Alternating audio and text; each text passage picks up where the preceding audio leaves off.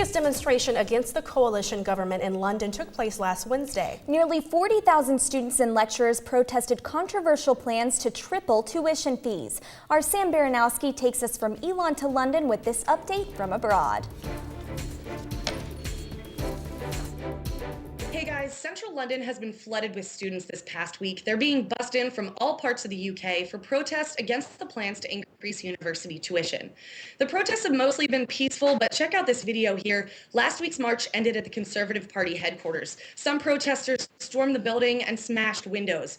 What you're seeing is a fire extinguisher thrown by a student off of the roof of the building. That student was arrested, and the Police Federation is calling for charges of attempted murder of the two officers you see at the bottom there. Now, the reason all this is happening, there was a cap on university tuition at £3,000. Now they're going to raise that to $6,000 and allow universities to charge up to £9,000. Now that's about $14,000 US, which doesn't sound like a lot. But unlike US universities over here are much cheaper but require more rigorous testing. These students are upset not just because of the cost, but because student voters played a key role in electing the Liberal Democrats to power in the last election. That party pledged to vote down any proposals to increase tuition and even said they wanted to erase the fees and the tuition, period. They just wanted to get rid of it all and have free university education like they had in the past. So these students really just feel betrayed. It's not affecting Elon students very much besides, traffic congestion. We're being told to avoid areas like Parliament just for safety reasons. I'm also told that this change is going to cause continuing problems for students throughout the UK and also safety issues here in London. Sam Baranowski, Phoenix 14 News tonight. This week, students are getting an education on another part of the world. Elon is going south of the border for International Education Week. All this week, students can get a taste of Mexican culture in honor of their 200-year independence from Spain. The week spices up with a food festival and colonnades this evening, followed by a special college coffee tomorrow, panel discussions all week on NAFTA and immigration, and a fiesta in McKinnon Hall that starts at 6 p.m. Friday. For more information on all the events this week, go to eNet. International Week comes as study abroad applications are also being completed. Those interested in studying abroad with one of the Elon programs or taking a semester at sea for next year can now start submitting applications. The Elon programs include Florence, Italy, London, England, and San Jose, Costa Rica. The applications are available on the Isabella Cannon International Center website. The application includes an essay, references, and $500 deposit. The deadline is September 2nd. And there are two more chances to learn about the spring break trip to France. The trip, organized by the Truett Center, will take students to the monastic community of Taizé. The students will live as monks for 7 days and end with 2 days in Paris. The cost of the trip is $1,500 before fundraising and includes all transportation, food, and lodging. Interest meetings for the trip are tonight at 7:30 and tomorrow at 5:15 in the Truett Center Oasis Room. The holiday season is right around the corner and flights are filling up quick. This video is from the Burlington Airport nearby, home to many private pilots. But on the commercial level, airfare prices have gone up 17% since last year. Elon students looking for cheap tickets may be out of luck. Travel consultant Jennifer Lynch of Action Travel Burlington says the easiest way to get low rates may be through a travel agent. Well, obviously the best place is a travel agent because in our system it allows us to if one specific airline does not have the cheapest flight per se, we can combine the airlines to get the lowest airfare. From the air to the road, here are the best gas deals at Elon's today in this week's Pump Patrol. The price wars are at a dead tie this week, and it doesn't matter where you go. All three stations in Elon are set at $2.79 for a gallon of regular. If you're looking for the best rate on Plus, the Marathon station is your best bet at $2.89, and Premium at all stations is set at $3.11. This beautiful weekend weather has come to an end. Today was a bit wet with a high of 64. Overnight it will cool down to the upper 40s. The sun, however, will return Wednesday and the temperatures will hold in the mid-60s all week.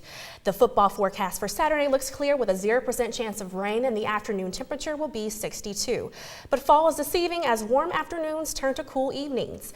Overnight temperatures drop into the 30s this week, so don't forget your coat. As temperatures cool down, coats become more of a necessity that some cannot afford. Jeff Ackerman shares a way in which students can help those in the community warm up this winter. While warm clothes are something most people take for granted, there are a lot of people who are in need of coats.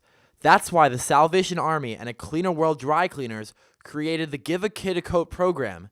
It's been around since 1987. We'll get warm, heavy winter coats. We'll get lighter jackets. Robin Drummond has worked with the Burlington Salvation Army for 11 years. I think there are a lot of people in need in the community. We're seeing a lot of people that we haven't seen before that just cannot afford to buy a coat.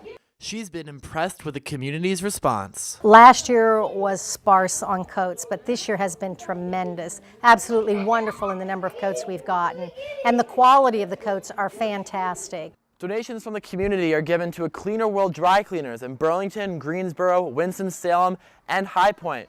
The dry cleaners clean these coats for free, and the Salvation Army then distributes these coats at different locations. Distribution days in Burlington are every Wednesday in November.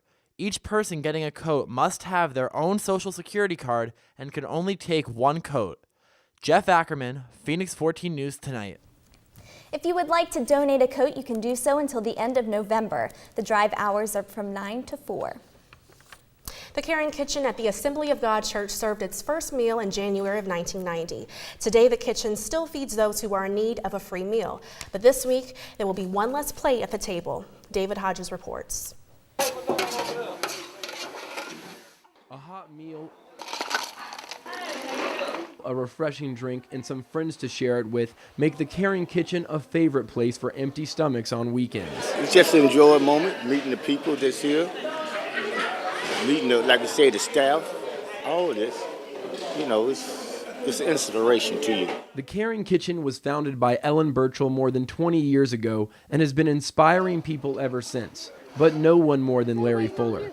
10 years ago, Fuller came to the kitchen to fulfill court-issued community service hours. Even though he's finished them, he hasn't left. Yeah, I was just like anybody else, on the streets, didn't have nowhere to go or whatever. But she gave me an opportunity. It made me change my life around, Burchell kept Fuller on the staff after he proved his worth on the job. Now Burchell's job with Caring Kitchen has reached its end. After 2 weeks in the hospital, Burchell died on Tuesday. But her life's work will continue to go on, and the people at the kitchen will always remember her. It's not going to stop. We're going to still be here, and her spirit's still going to be here. Once you come in them doors, you're going to feel Miss Burchell's spirit, because she's still here, but she's at home now. She's going home. David Hodges, Phoenix 14 News. Abused, a foster child, adopted, and now an Elon student. The incredible story you need to hear. Phoenix 14 has her exclusive story coming up. As one season starts to wind down, another is winding up. We have all of your Phoenix scores, highlights, and more coming up on Phoenix 14 News.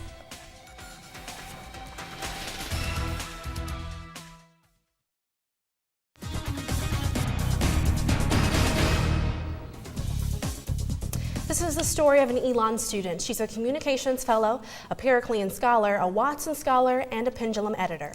But this young woman's life didn't always seem so promising. Our Sophie Nielsen Colding dug deeper to find a fellow Phoenix who knows something about overcoming adversity.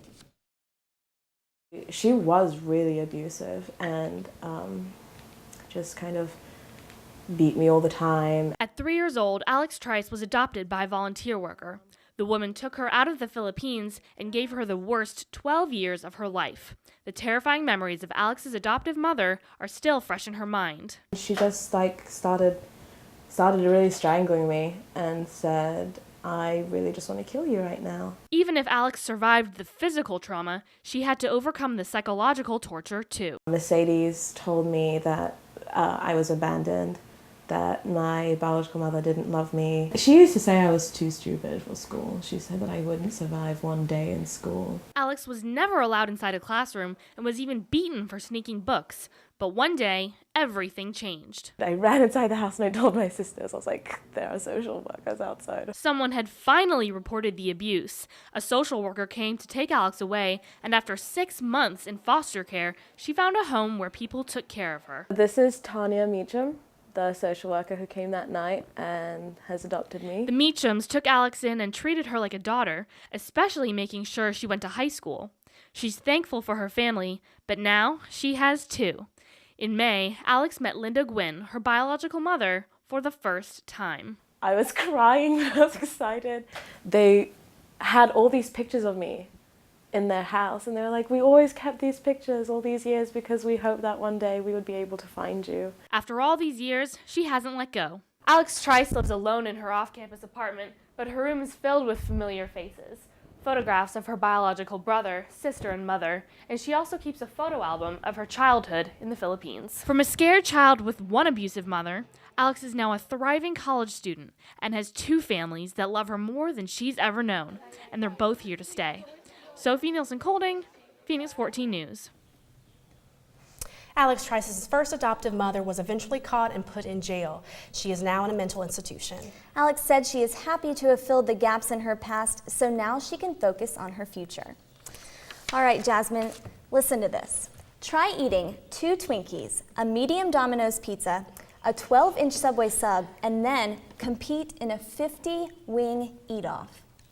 No, that's ridiculous. It makes me feel a little sick. I've already lost my appetite for dinner tonight. Well, unfortunately, that's what 7 Elon students did just about an hour ago in McEwen Studio B. The event was organized by the sports broadcasting class and is a way to practice made-for-TV sports coverage. The winner, Matt the King Rogers, is not only king, but stomach warrior after taking in more than 5,000 calories this afternoon. I guess I'll have to make a trip to the gym. I guess, but after that, why? I'll have to join them. Still to come on Phoenix 14, kicking to win for both himself and his team. Find out what award makes this soccer player an MVP. The holidays are more than a month away, but people in New York are already seeing green, 70 feet of it. Plus, we'll tell you how much it weighs, and it's more than you think. That's after the break on Phoenix 14 News.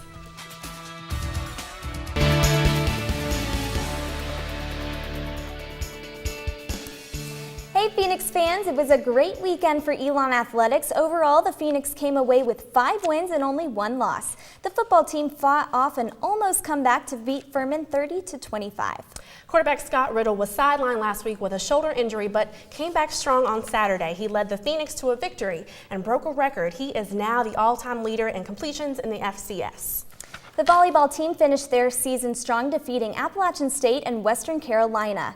Those wins helped the Phoenix win the Southern Conference North Division title. The team heads to Boone this weekend to compete in the Southern Conference playoffs. The women's basketball team started their season strong with a 91-70 win over Fordham. They also beat Troy 83-52, but the men's basketball team lost to South Carolina 79-94. Sophomore soccer player Chris Thomas is the 2010 Southern Conference Men's Soccer Player of the Year. He had 10 goals during the 2010 season. 3 of them were game-winning goals. See what Thomas has to say about this honor. When Coach Powell told me, I was very surprised at it. But I mean, my teammates helped me get that award. I mean, all my 10 goals came from them. So I mean, it was a team effort. Don't miss any chances to cheer on your Phoenix this week. Check out the men's basketball team tonight as they take on the College of New Jersey at 7 Alumni Gym. Also, cheer on the Phoenix as they play Wake Forest Saturday at 8. The game is at the Greensboro Coliseum, and cheer on women's basketball team on Sunday at 2 when they battle Coastal Carolina. And don't miss the last chance to see your Phoenix football team in action. The Phoenix take on Western Carolina Saturday at 3 in Rhodes Stadium. The city that never sleeps is known for its lack of color, but now things are looking green this holiday season. The iconic Rockefeller tree arrived to the Rockefeller Plaza Friday morning. The 74-foot Norway spruce weighed almost 12 tons. The tree will not be stationed or decorated till later this month. Elon will have their very own holiday celebration, Luminaries, December 2nd. The event is at 6:30 p.m. at Scott Plaza. Definitely looking forward to that. Definitely, and that's all the time we have for this Phoenix 14 News. Make sure you stay connected with us all week long. Continue checking our website for news updates at phoenix14news.wordpress.com and connect with us on Facebook and Twitter. From all of us at Phoenix 14, have a great week, Elon.